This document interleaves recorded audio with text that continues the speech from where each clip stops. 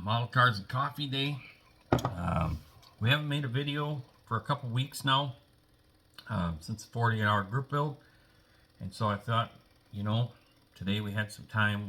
We'll answer some of the questions on that build.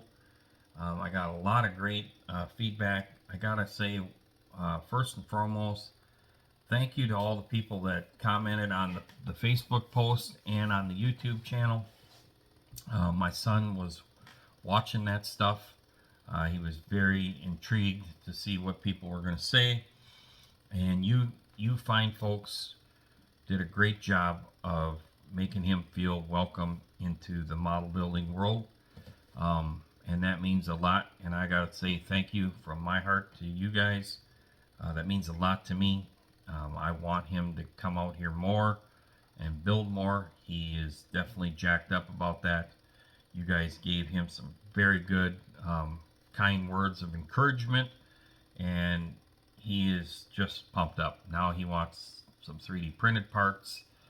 He wants to do more modifications. He's got, some different thoughts on cars that he'd like to build that are different than my style of building, which is really cool.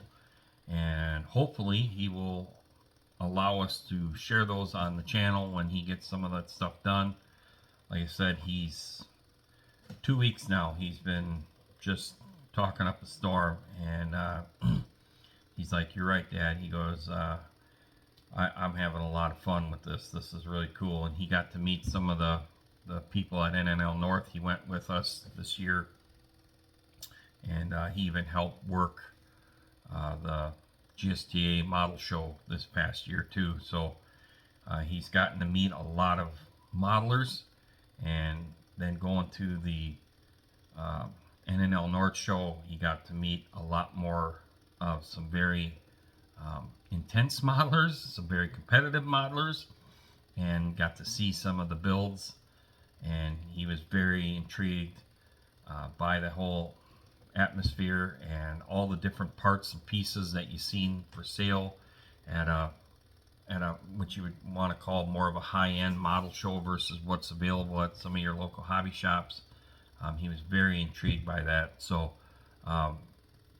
because of you guys, he's now definitely more hooked on this, and I think he understands a little bit why some of us put the amount of time into some of these builds to try and make them look realistic. So thank you to all you fine folks out there.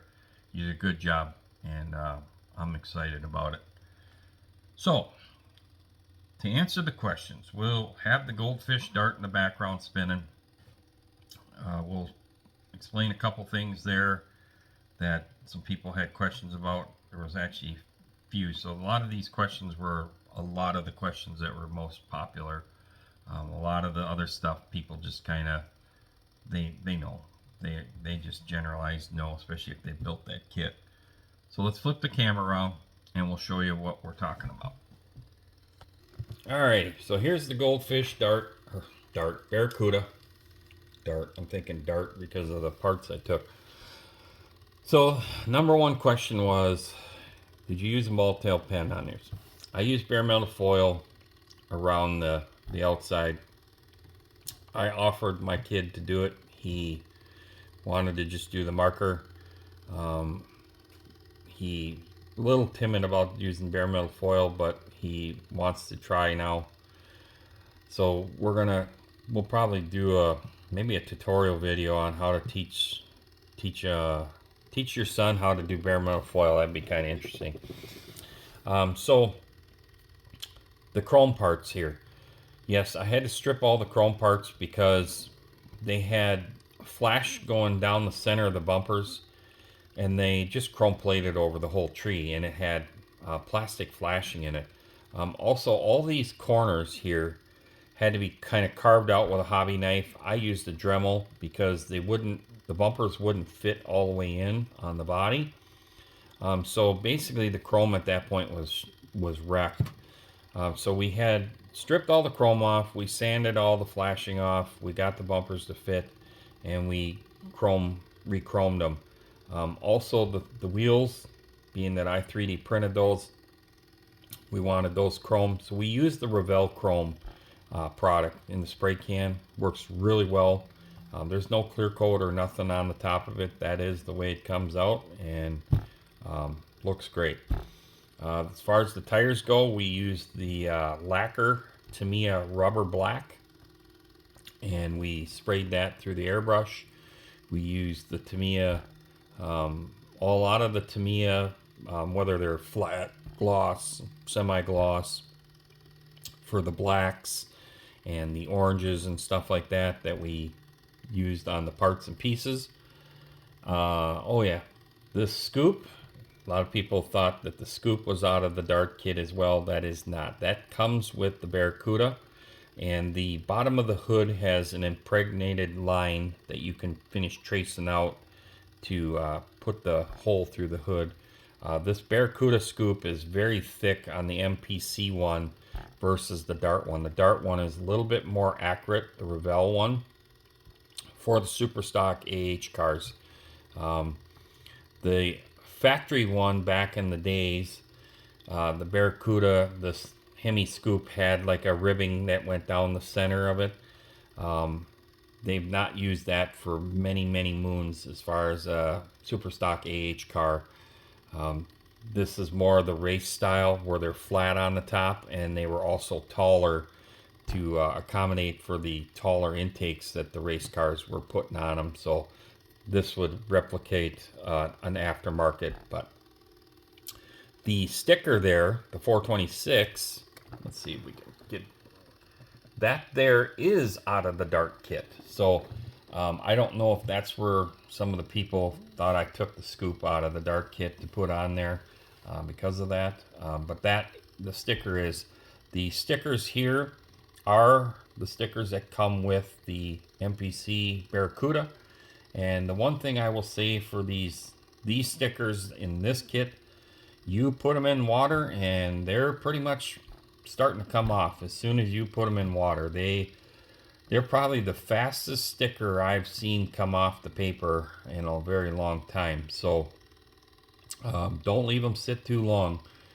Get them as soon as they start to, just get them wet and they're practically ready to come off, and then get them on there and hit them with some sticker solution, and they'll lay down pretty good. All right, I think that's about it for right now. Let's push this guy off to the back. So people wanted to see pictures of what kits we used.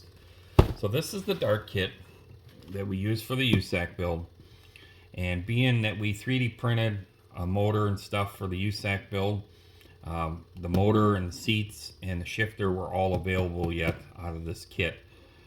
So we did use that sticker there that's on the scoop. We took the Hemi out of here, the seats, the shifter, the coil, and we used all that stuff in this build. And it all fit perfect. We had to modify a little bit with a Dremel to get it all in there, but it's all in there. So the one thing people said was, well, how come you didn't use the headers out of this kit then for that motor? Because the headers just didn't fit and line up to the molded in exhaust that is on the bottom of this chassis. So I didn't want to cut all that stuff out of there. And so I took on a hunch from the one-to-one stuff on how the headers are shaped differently between, in a real car, this would be called an A body car, and on a real Charger, that would be a B body. So I just thought, well, let's see how detailed Revell is, and we opened up this kit here, and the Hemi is probably the exact same mold for the two kits. I mean, I haven't like spec'd it out or anything, but it probably is. But the headers do fit differently on the motor as far as the flange angle and stuff like that. So when I took these out, opened this up, and then test fit them on there, they dang near lined up with the molded in exhaust. So to me, that was a win versus me trying to print them and make them from scratch.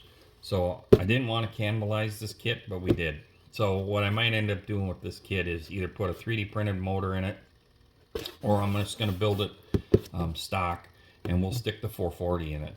So the kit's not a wash, but people were wondering, well, why didn't you use the kit headers out of the Hemi? Well, that's why. These ones fit around the Hemi a little bit different, and they lined up better. So much easier. And this is the kit that we used. So I think some people thought maybe I was referring to the Country Charger. No, I was referring to this kit here. So hopefully that clears that up.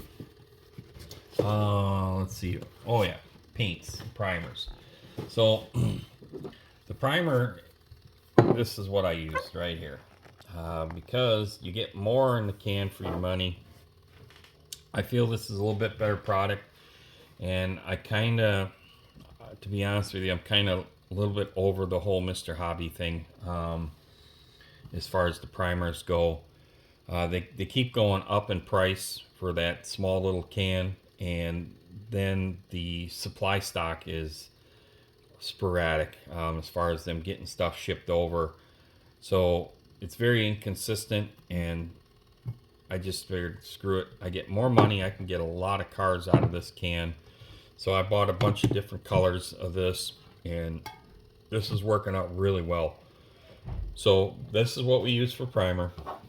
Paint, I showed you in the last video. We used this TS21, this gold. This is basically my first can of Tamiya. As far as for plastics, I've used the Tamiyas before on some RC stuff, which is a different, it's a polycarbonate blend versus this is for models. So this stuff here worked extremely well. Love the color. Like I said, my friend Larry put that on his Dart, and I just had to have a can. Great product, but for what this size of this can is, you're talking $8 locally. You know, $8 to $9 is what you're getting for one of these things. It's a lot of money.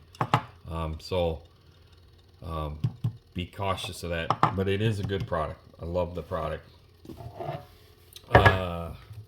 Everybody wants to know clear. So I have a bunch of this stuff out in the shop. So this is what I use is the Finish One product. This clear. I have all the reducers for this. I have all the hardeners in different temperatures, depending on what your humidity levels are and stuff like that on the mix. I didn't bring the can of the hardener in here, but this product works really well, and you can get a lot of models out of this as well.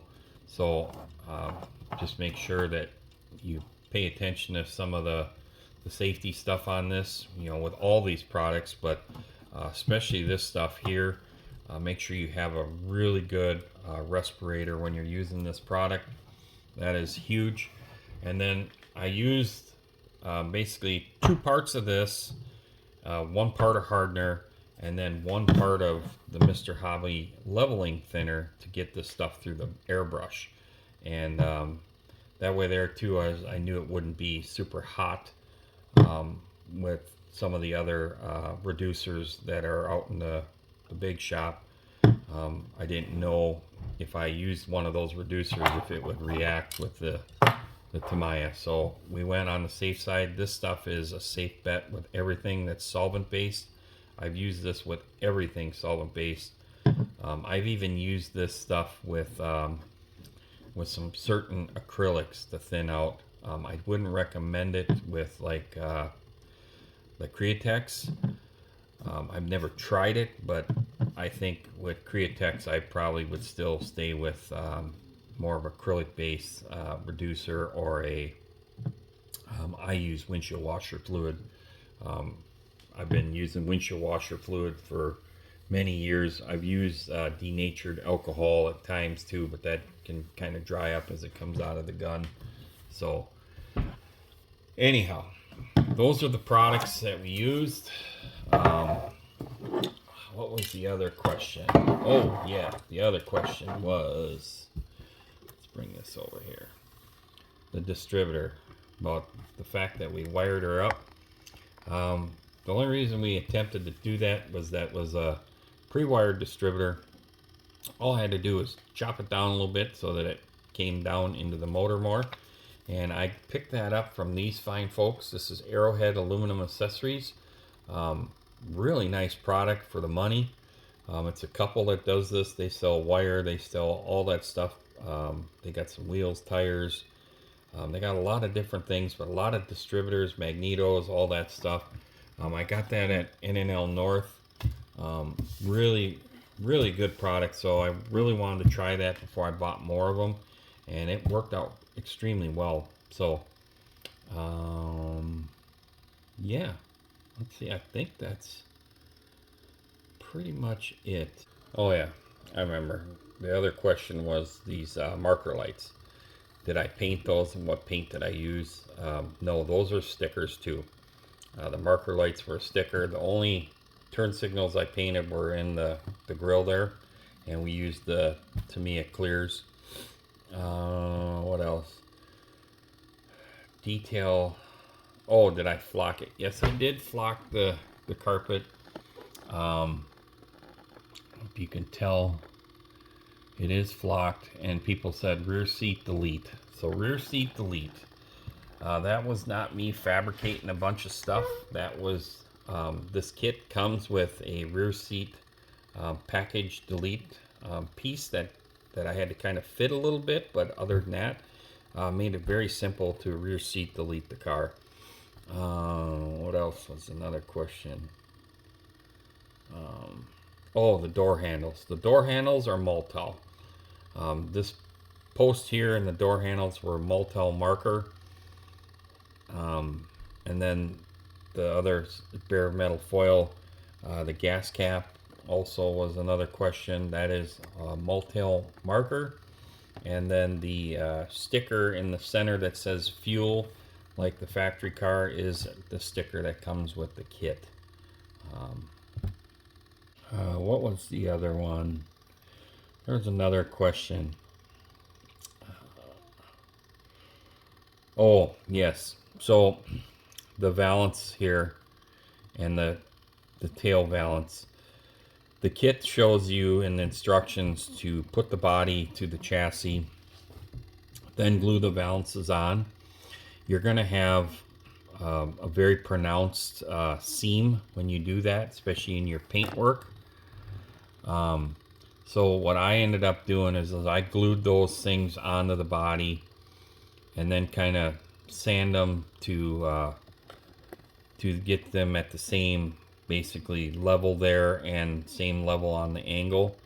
And then you still had a seam, because you would have a seam from the factory, and then primed and painted with them on there. The body will still go over the chassis. If you angle it in, it will still fit. That way there you're getting it all painted in one shot. So that was a very good question. Yes, I glued those on and sanded them before I even started painting. I didn't wait to put the valance pans on the kit. So very good questions. So with that, let's flip this around. Alrighty, so I appreciate all the great questions. I hope that kind of cleared up a little bit of things that we did on the kit, why we had to do them. But first and foremost, we had fun. That was the main thing. It was a lot of fun. This thing kind of was a slump buster for me, to be honest with you. I've been in a little bit of a funk the last few months, and this kit really brought it out. The Iceman bike did too. The Iceman bike was sitting here, and finally I just decided, man, I want to build that thing. And I built it, and I had a lot of fun pairing that up with the Golden Commandos.